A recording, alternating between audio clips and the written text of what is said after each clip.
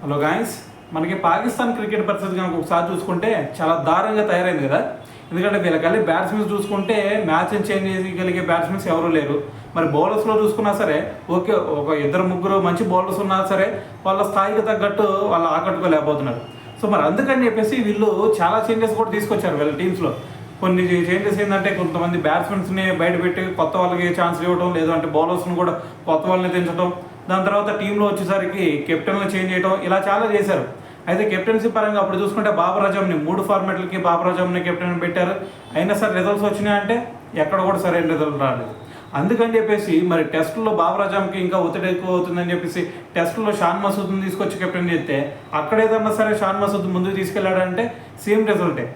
So అందుకని చెప్పేసి అసలు కెప్టెన్సీ పరంగా ఒక యంగ్స్టర్స్కి ఛాన్స్ ఇద్దామని చెప్పేసి మరి సల్మాన్ ఆగాన్ చేశారు T20కి ఓడిఎస్కి. అయినా సరే బెటర్ రిజల్ట్స్ ఉన్నాయా అంటే మరి అంత చెప్పుకోదగ్గ రిజల్ట్స్ కూడా ఏమీ రాలేదు అతను కెప్టెన్ అయినప్పటి నుంచి. అయితే మరి ఇప్పుడు ఇంకో డెసిషన్కి వచ్చింది. షాన్ మసూద్ అక్కడ టెస్టుల్లో సరిగ్గా కెప్టెన్సీ చేయట్లేదని చెప్పి ఏదైతే అది అయింది, మొత్తానికి కూడా ఒకటే కెప్టెన్ పెడదాం, అది కూడా సల్మాన్ ఆగాన్ పెట్టేద్దాం అని చెప్పేసి ప్రజెంట్ అయితే డిసైడ్ అయ్యారనమాట. సో మరి ఇప్పుడు రాబోయే మ్యాచెస్లో 3 ఫార్మాట్లో కూడా సల్మాన్ ఆగానే కెప్టెన్గా ఉండే ఛాన్స్ అయితే కనిపిస్తోంది.